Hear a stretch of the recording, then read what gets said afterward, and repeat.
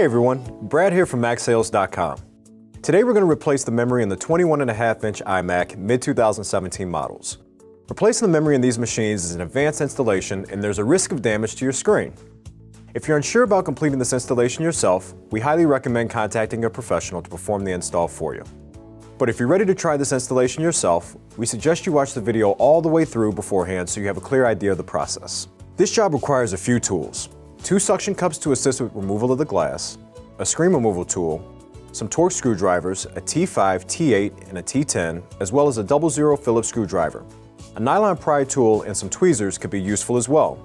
And a microfiber cloth for cleaning smudges on your screen is also recommended. Make sure you have these all ready before getting started, and to protect your computer, make sure you're working on a soft, static-free surface. If you can, it's a great idea to watch the video on another device so you can follow along step by step. Once you're all set, we're ready to follow the instructions with our MacSales.com experts. After shutting down and unplugging the iMac, the first thing we'll need to do is remove the display. The display on the iMac is held in place with an adhesive around the edges which you'll have to cut apart. This is a tricky process which runs the risk of cracking the display, so you'll need to be very careful. Starting on one of the lower corners, insert the screen removal tool between the glass and the chassis. Work along all the edges of the iMac, taking care not to push out on the glass. All we're doing is cutting the tape holding the display on, not prying the glass away. The process may take a little bit, and you may need to go over sections multiple times, so be patient. The corners may be a little tricky. Make sure the tool is right up against the chassis to make sure all the tape is cut. When near the camera, you may feel some bumps as the tape is thin here. Continue around the iMac until you reach the other side.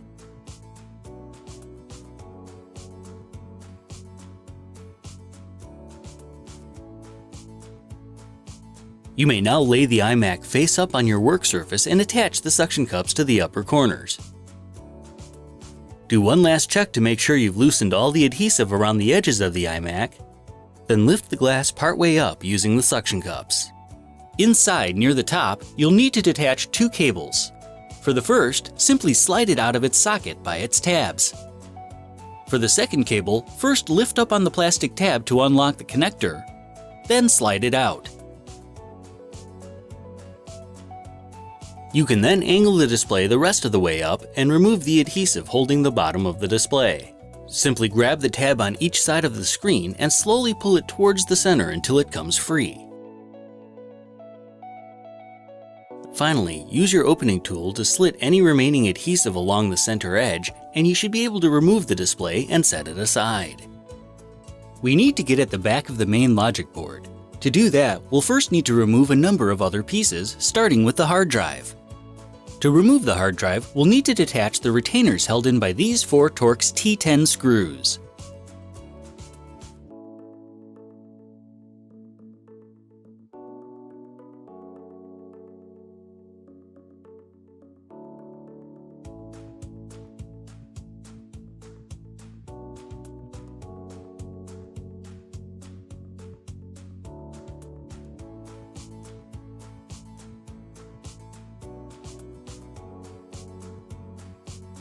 Once you've removed the retainers, you can lift the drive up from the bay and detach the SATA connector holding it in.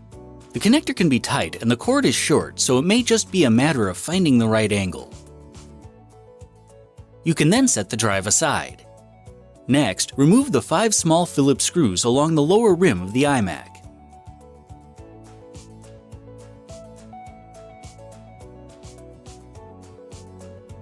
The center screw may be hidden underneath the tape near the center.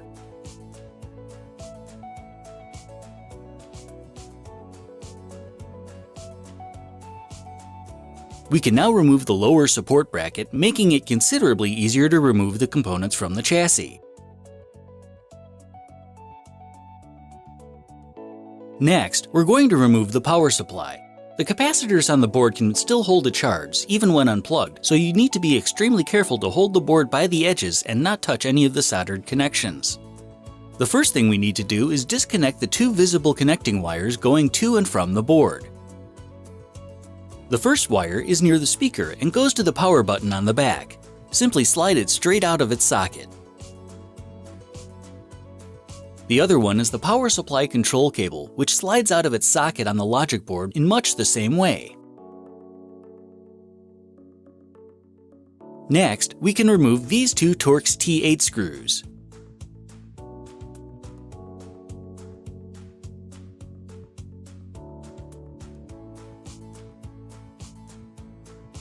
Using just the edges of the board, pull the power supply forward to reveal more cables to disconnect.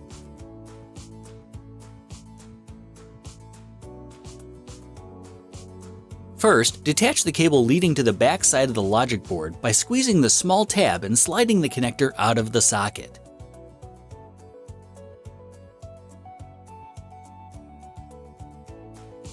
Finally, we need to disconnect the AC inlet cable, which connects deeper within the iMac. This cable has a tab similar to the one you just detached. Push the small tab down to unlatch it and pull the connector straight out of the socket. You can now set the power supply board aside. Next, we can remove the hard drive bay itself. It's held in place by a single Torx T8 screw.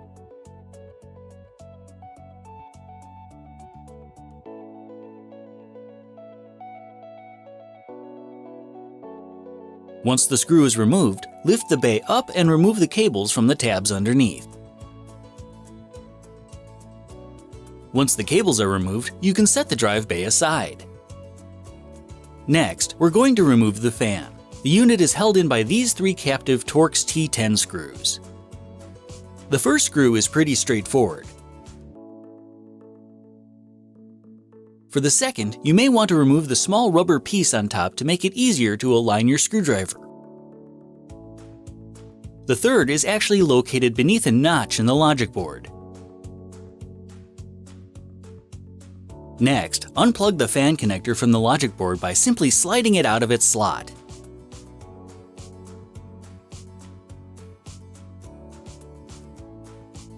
You should then be able to lift the fan up and out of the iMac. Now it's time to disconnect any cables from the logic board. Let's start with the three innermost ones. For the camera cable, lift up on the tab to unlock the small handle, then slide the connector out of its socket. Remove the speaker cable by simply sliding it out. Undo this connector by first lifting the latch on the back side of the connector, then sliding the cable out.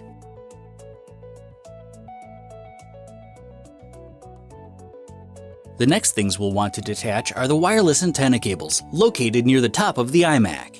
First, you'll want to remove the two Torx T5 screws holding the wire retainers in place.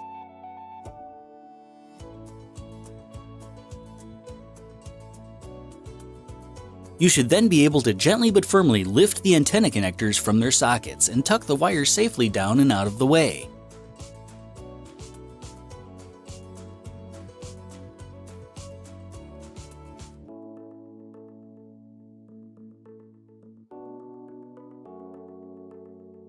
There are only two more connections on this side of the logic board that we need to worry about.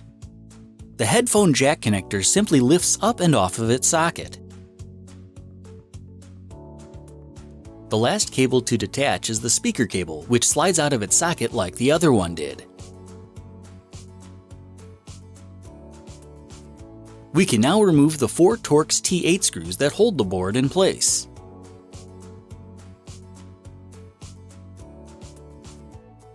The screw nearest the Apple logo will have an anti-tampering label over it. All you need to do is poke the tip of the screwdriver through it and remove it like normal. The other three screws we'll remove normally.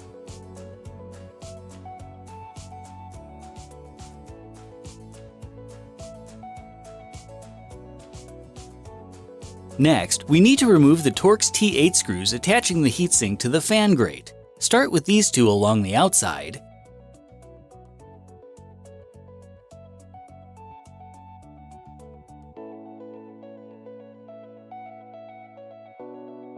The other two are accessible through these notches along the edge of the logic board.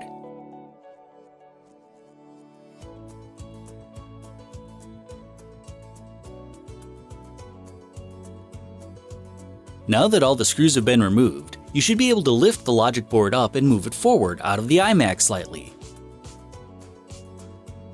This may take a bit of maneuvering, but it will eventually come out.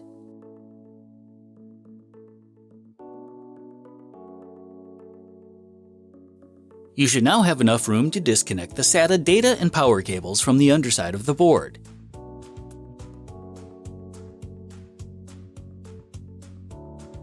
Once you've done that, you can remove the board entirely from the iMac chassis.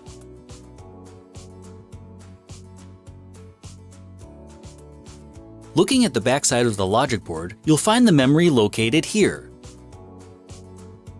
To remove the top module, simply press outward on the retaining clips until it pops up, then slide it out of its slot. Repeat the process for the lower module.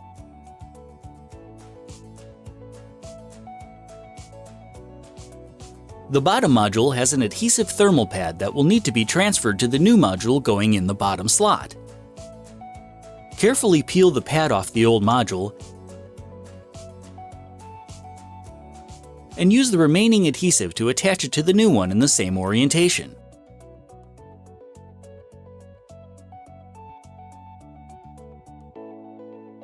The memory modules have a notch that lines up with the pin in each of the memory slots. Align the two and slide the memory module into the lower slot at an angle until it's fully seated. Then, push down on the outer edge of the module to lock it into place. Repeat the process for the top module.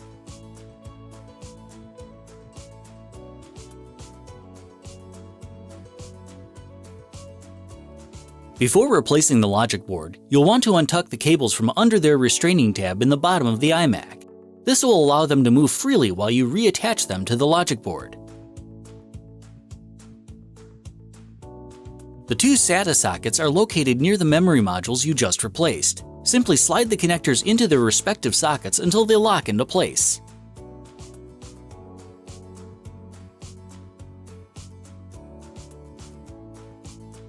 You may now place the logic board back into the iMac, being careful not to accidentally damage any of the surface-mounted components or trap any cables. Again, it may take a little maneuvering to get it to fit into place.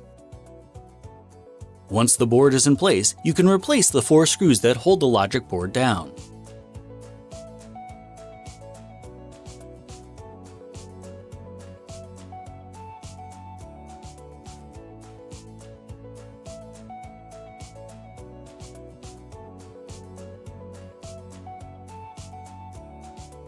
Then you can reattach the screws that hold the heatsink to the fan vent, starting with the 2 under the logic board,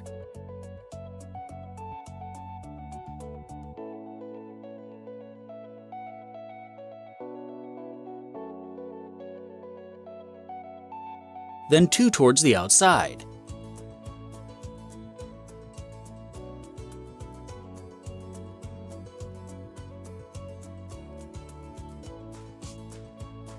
You can then reattach the cables, starting with this speaker cable, which just slides into place. The headphone jack connector simply lines up over its socket on the logic board and snaps together. For this cable, you'll need to slide the connector back into its socket. A pair of tweezers may be useful to help it get started. Once the cable's fully seated, you can close the small latch on the other side of the socket. Next are the other speaker and the camera cable. The speaker cable simply slides into place. Then, slide the camera cable into its socket, then lock it into place with the small handle. Finally, we can reattach the antenna cables, which should still be in order. Simply line the connectors up and press them together.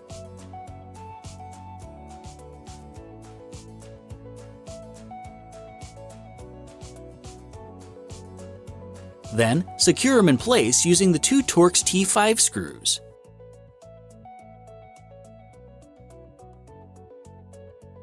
You can now route the SATA and speaker wires back under their metal tab. Next, we can replace the fan. Set the fan into position and secure it using its 3 Torx T10 screws.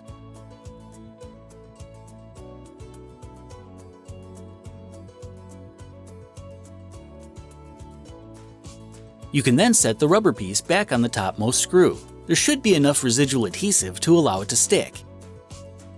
You can then reattach it to the logic board by simply sliding its connector into place.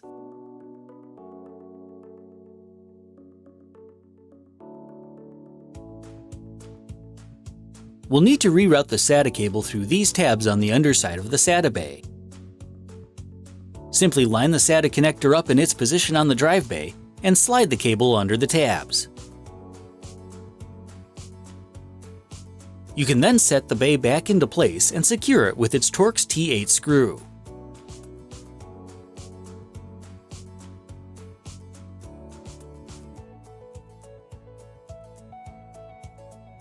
Next, we can replace the power board. First, slide the power inlet cable into its socket in the chassis until it clicks into place. Then, do the same with the cable going to the logic board.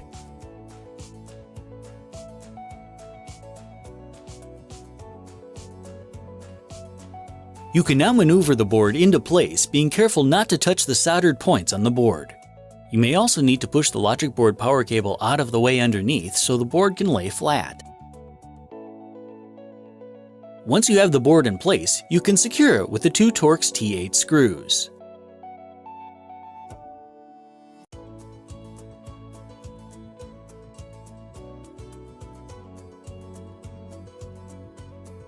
You can now reattach the power control cable to its socket on the logic board.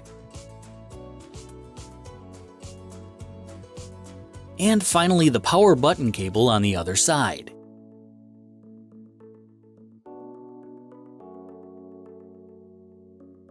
To reattach the hard drive, it may be easier to move this speaker unit out of the way so you have more room to work. Loosen the two Torx T10 screws that holds it in,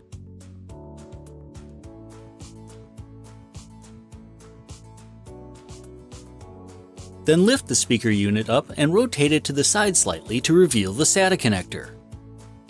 You should now have enough room to attach the SATA connector to the drive.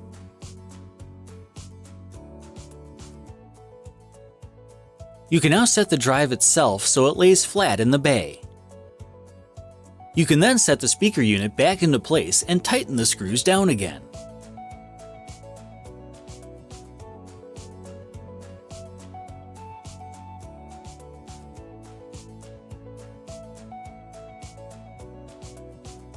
Place the drive retainer that goes on the speaker side into place, making sure not to pinch the power cable wire, and secure it with the two identical size screws.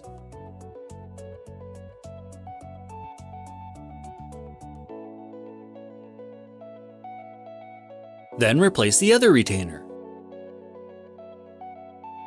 The side near the fan gets the shortest screw, while the remaining screw goes on the power supply side.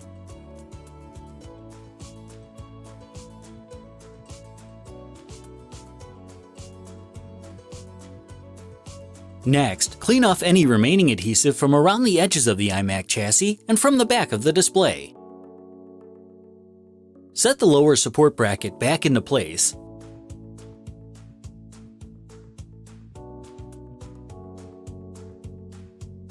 Then replace the screws using a nylon tool to support the back of it.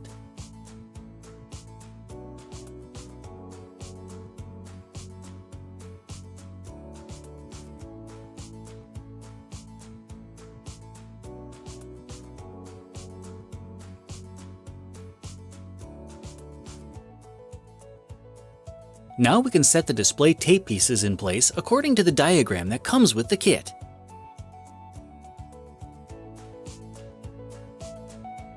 You'll know they're positioned correctly if all the holes and cutouts line up correctly with the shape of the iMac chassis.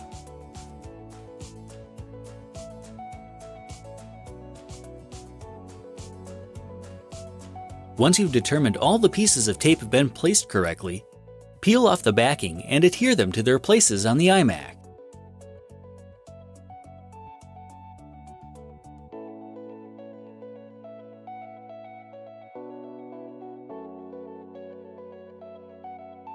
You can then peel off the backing on the other side to expose the adhesive that will attach the display. Set the display along the bottom with the edges flush with the lip and as centered as possible, but don't let it close yet as we need to reconnect the video cables. Reattach the lower cable by sliding the connector into its socket and locking it into place with the handle. Then, simply slide the last connector into its socket. You can now carefully lower the display into place, making sure you have the edges lined up correctly. Gently squeeze along the edges to make sure the adhesive sticks. Then use the microfiber cloth to remove any extra fingerprints. Once you clean any remaining marks off your iMac, you're ready to set it back upright, plug it back in, hook it up, and turn it on. Well, we're all set. Now that your iMac is reassembled, you can enjoy your performance boost from that upgraded memory. For more installation videos and a variety of memory, storage accessories, and more, visit MacSales.com.